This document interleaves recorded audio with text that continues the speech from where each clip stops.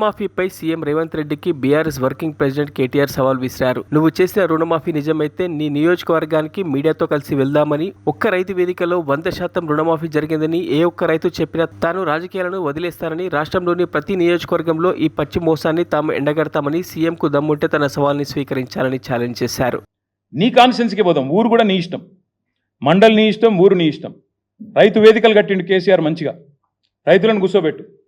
ఒక్క రైతు వేదికలో రైతులు కనుక 100% రుణమాఫీ అయిందంటే నేను అక్కడే నా రాజీనామా పత్రం స్పీకర్ గారికి పంపిస్తా, రాజకీయం వదిలేసి శాశ్వతంగా ఇంట్లో కూర్చుంటా.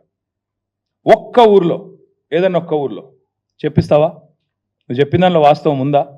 నువ్వు చెప్పిన లెక్క ప్రకారం రైతులు రుణమాఫీ జరిగిన విషయం వాస్తవమే అయితే కొడంగల్లో ఏ ఊరో నువ్వే డిసైడ్ చేయి, పోదాం.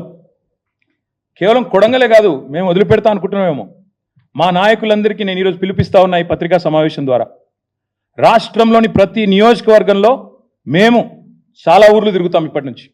ఈ పచ్చి మోసం ఏదైతుందో దీన్ని ఎండగట్టడానికి బీఆర్ఎస్ పార్టీ నాయకత్వం. మొన్న మా తమ్ముడు వివేక్ గారు ఎట్లా కుత్బుల్లాపూర్ రూరల్ మండల్లో ఎంతమంది ఉంటే ఎంతమందికి అయిందో మొన్న వచ్చి ఇక్కడ ప్రెస్ మీట్ పెట్టి మరీ లెక్క చెప్పినాడు. రుణమాఫీ విషయంలో 1000 మంది ఉంటే కేవలం 100 మందికి ఇచ్చి మేము మొత్తం కంప్లీట్ చేసినామని పోజులు కొడితే, ప్రధాన ప్రతిపక్షంగా మా బాధ్యత మీ వాదనలోని డొల్లతనాన్ని ఎండగట్టడం. ముఖ్యమంత్రికి నిజంగా దమ్ముంటే ఆయన నా సవాల్ స్వీకరించాలి. Let him accept this challenge. Kodangal పోదాం, లేదా నీ ఇష్టం, ఉమ్మడి పాలమూరు ఏ కాన్స్టిట్యున్సీకైనా పోదాం, నీ ఇష్టం. సొంత ఊరు కొండారెడ్డిపల్లికైనా పోదాం, ఆ ఊళ్ళో అయినా 100% రుణమాఫీ అయిందా నువ్వు రుజువు చేయి.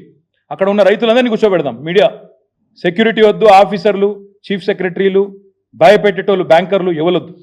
మీడియా నువ్వురా, నేను వస్తా మా పార్టీ నుంచి రైతులతో చెప్పిస్తే అక్కడనే మీడియాకి నా రాజీనామా ఇచ్చి రాజకీయ సన్యాసం. మళ్ళీ మీరు నా ఇంటర్వ్యూ కూడా మరోసారి ఇవ్వాల్సిన అవసరం ఉండదు, మీకు కూడా బాధ ఉండదు. అట్లా అక్కడే వదిలేసి వచ్చేస్తా.